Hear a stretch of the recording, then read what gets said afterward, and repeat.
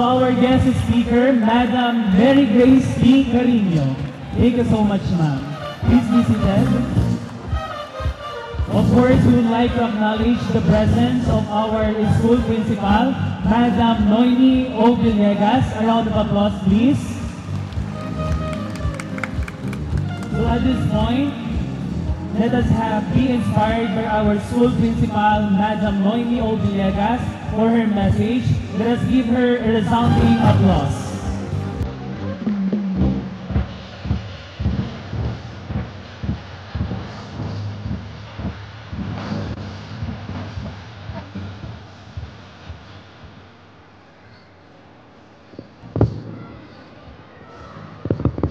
Pasensya na po, mga minamahal ko mga magulang at mag-aaral. Medyo sabay-sabay ang ating activity, pero hinabol ko po talaga na makapunta dito dahil nais ko po kayong batiin. Una po sa ating pong Assistant Principal, Sir Christopher Habate and Sir Romy Lorido. Sa ating pong PTA President, Doc Nino,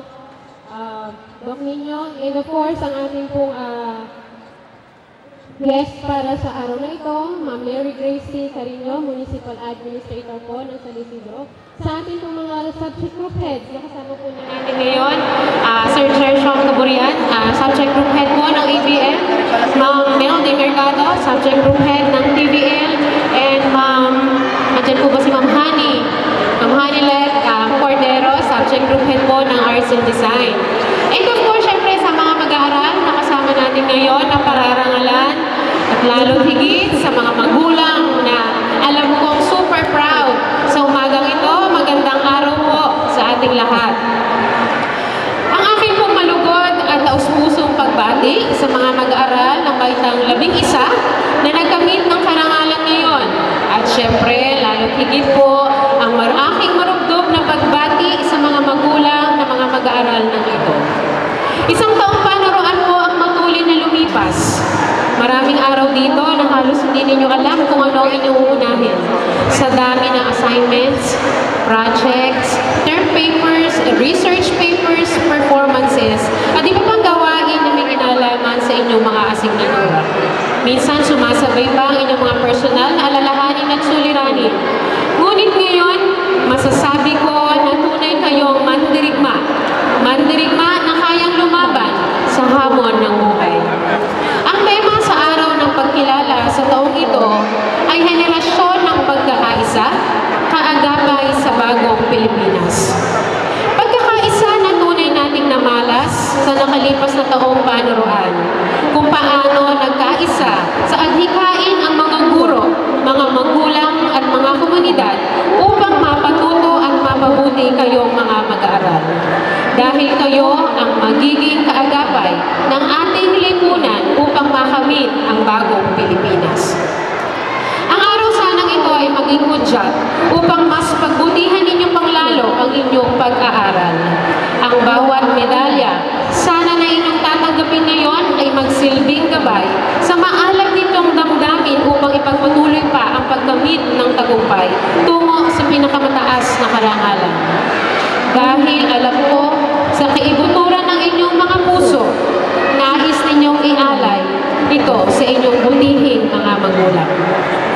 Para sa atin naman pong mga magulang na naririto ngayon, batid ko ang kaligayahan at pagmamalaki sa inyong mga puso.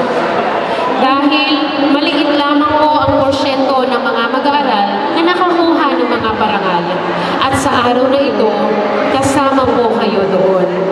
Kung kaya huwag po sana tayong magsawa na suportahan ang inyong mga anak dahil sa bawat tagumpay na kanilang makakamtan, kayo po ang pinakamalakas na puwersa na kanilang masasandalan. Gayon din po ang aking pasasalamat sa mga guro na maniyagang nagturo at nagpuno ng kaalaman sa ating mga mag-aaral. Maituwid ang kanilang mga maling iniisip at naglinaw sa malabo nilang paniniwala sa katotohanan. Ang tagumpay ng mga mag-aaral na ito sa ating harapan ay tagumpay ng lahat ng mga taong nagsisilbing gabay at patnubay sa kanilang araw-araw na buhay sa loob at labas ng ating paaralan. Muli po ang aking maalab na pagbati sa inyong lahat. Mga anak, congratulations! Mahal kayo ni Ma'am Noemi. Muli po, maraming salamat. Thank you so much, Ma'am Noemi. So in this juncture, of course, maraming salamat po to our guest speaker, Madam Mary Grace T. Carino. A round of applause, please. It has really been inspiring for our learners to be encouraged to pursue and